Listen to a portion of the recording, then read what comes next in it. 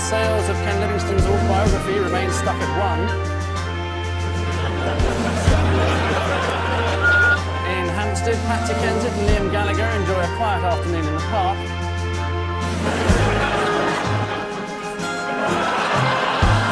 And in Westminster Cathedral, the mystery of the empty communion wine jar is finally solved.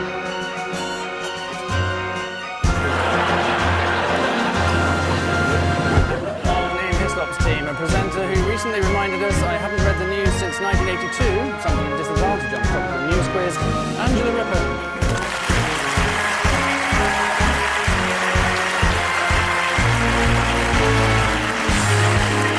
And with Paul Merton tonight as an MP who's come down from his home in Liverpool for the evening, although he's asked us to point out that the show was actually recorded last night, so his house isn't empty at the moment.